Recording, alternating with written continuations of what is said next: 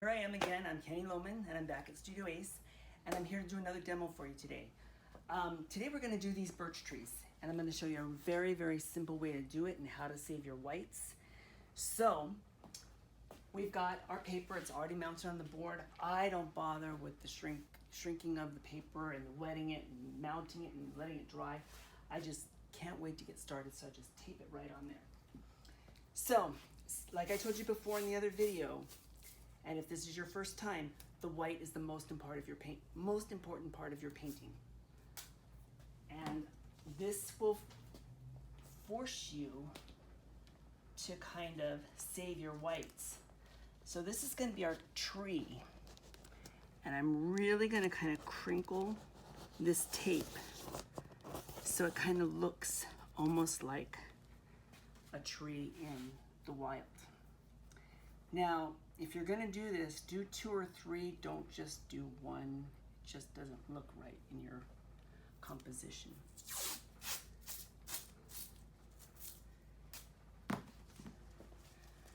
And you can kind of angle them like friends if you want.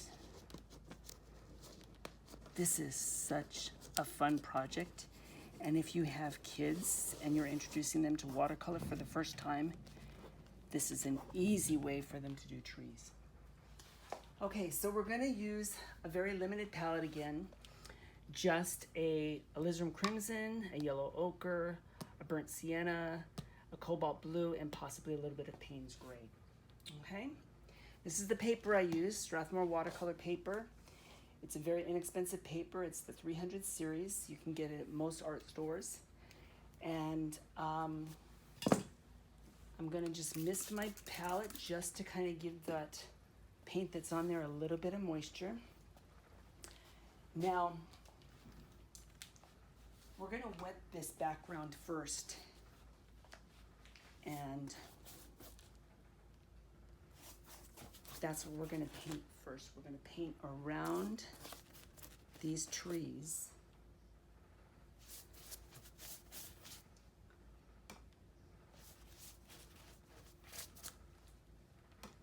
So you wanna get a nice, good, wet, glossy shine on your paper. I think if you hold it up to eye level, you can kind of see if there's some areas that you missed and where you might wanna go back in and add some water. All right, so I'm gonna go pretty heavy into this yellow ochre. Okay, and I'm gonna make that color just sing as it goes up. Okay. And you can see I've left some nice white streaks in there. I've got some darker areas. Okay, because those could be background trees too. Okay, let's go into our raw sienna or burnt sienna. And let's, oh, look how those colors just blend together. See how exciting watercolor is? This is why I just love it so much. All right, now I'm gonna take a little of this cobalt blue and I'm gonna lay in some background trees and some other color. And because this paper is wet, watercolor does most of the work for you. These colors are gonna blend and look so nice just with a little help of that water. All right. Now I'm not gonna worry too much about the foreground because we're gonna do something with that later. If you want, and you've lost some of your whites, there's an easy way to do that. Just dip your brush in the water, dry it off a little bit, and you can go back in and lift up color. Okay?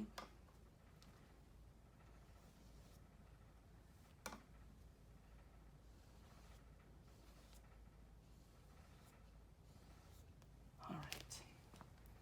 So that's what we're gonna start with on our background. Isn't Isn't that exciting? Doesn't that look like a nice fall forest that we want to walk through? Okay. I'm going to just, because I'm looking at this now, I want to darken up just a little area, because like I told you, this is going to dry 50% lighter. And because it's still wet, you've got that ability now to go in and really add some nice darks.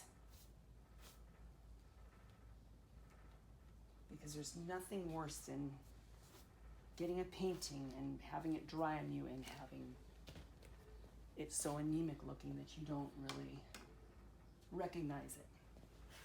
All right, let's see. I think I'm gonna just kind of take the back of my brush, because this is an aquarelle trip, and I'm just gonna throw in some background trees here. Just scrape out with that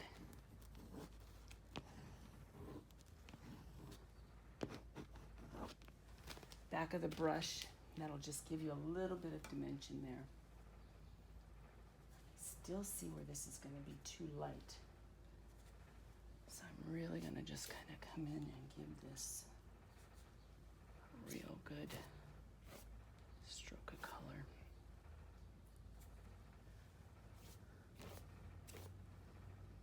All right.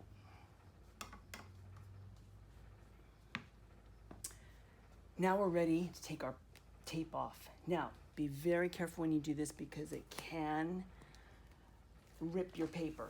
And if it does, it's okay. I always say it just adds a little bit of texture.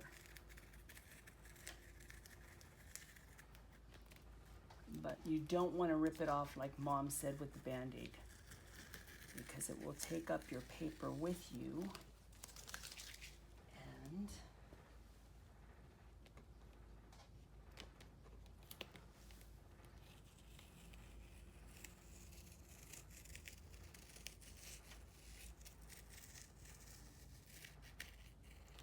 all right, so we left those two nice white areas for trees.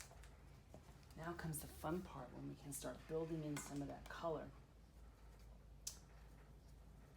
So I just want to kind of take one side of my tree and shade it ever so lightly.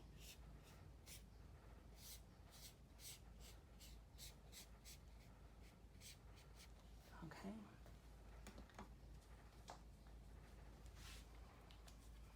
And I'm going to use a pretty dry brush. So I'm going to take most of the water off my brush and dip it into my colors and separate my brush strips like that. And you can kind of go in and give yourself the idea of a birch tree.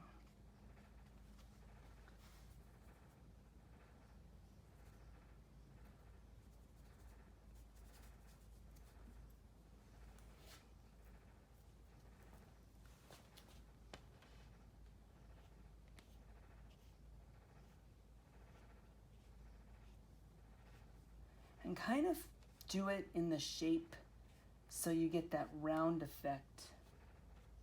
Okay? Oh my gosh, does it look great?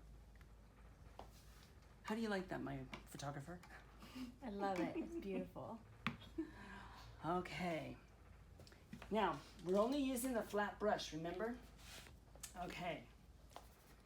So, we're going to come in. This is still going to be a relatively dry brush.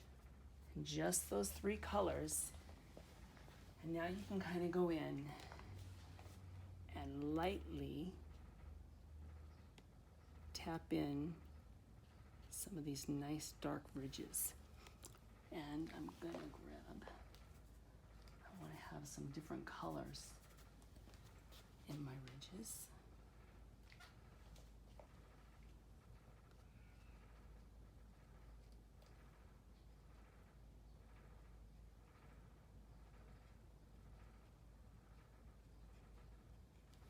So you can see how it's starting to look like a birch tree.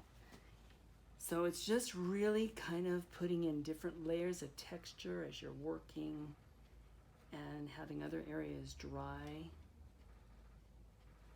And just kind of just tapping light. Okay? We'll do that with the other one.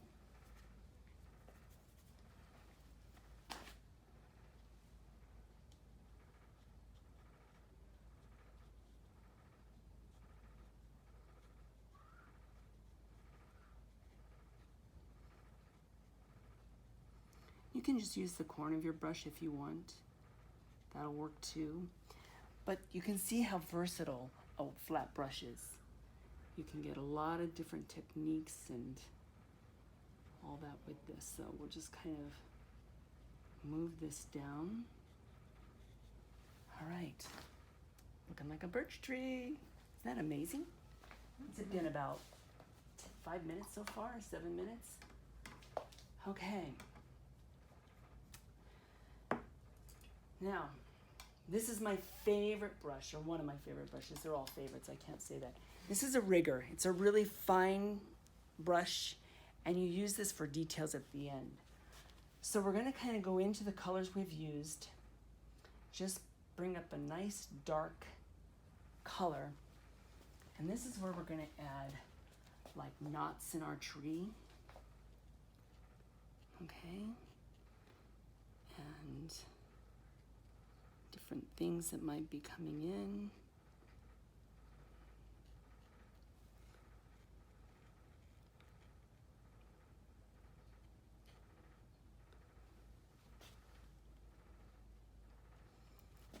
And we'll put a couple over here. We don't want to leave anybody out today.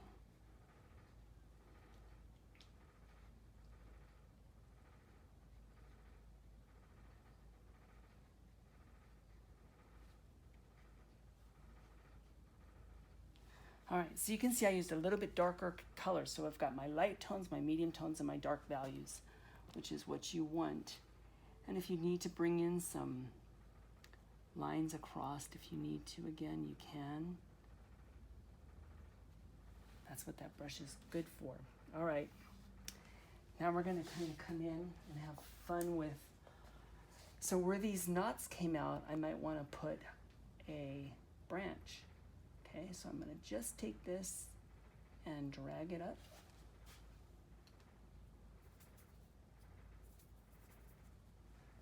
And I'm going to have another one that'll come over here, and I think this is going to go over this tree right here. And we can kind of make these have little branches.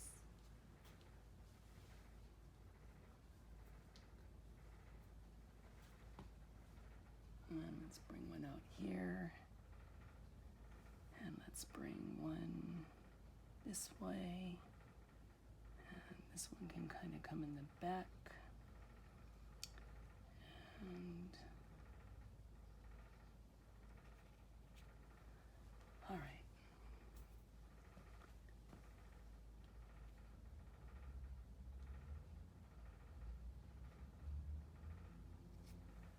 Okay. Good. Now you can see I've kind of let these birch trees go right off the page, okay? This is where your eye is going to be, so you don't really have to worry about that too much up there.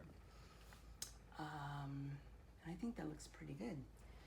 So we're going to make these trees go into the ground now, because they're just kind of hanging out. And I think we'll use a little bit of that blue, because that seems to be a great color. And I'm gonna just kind of create an idea of some sort of foliage or grasses or maybe even rocks. Let's get a little alizarin in there.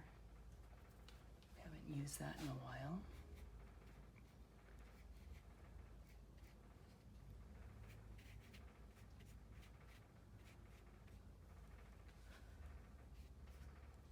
We've just kind of anchored our trees right in there.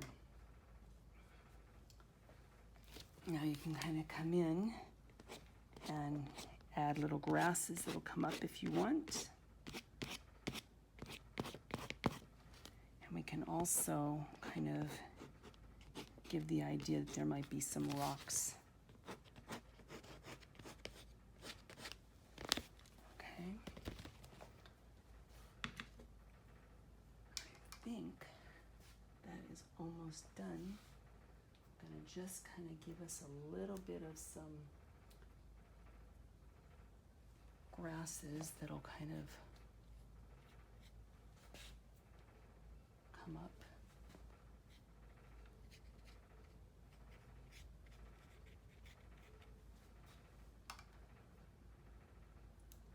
And these nice browns and golds.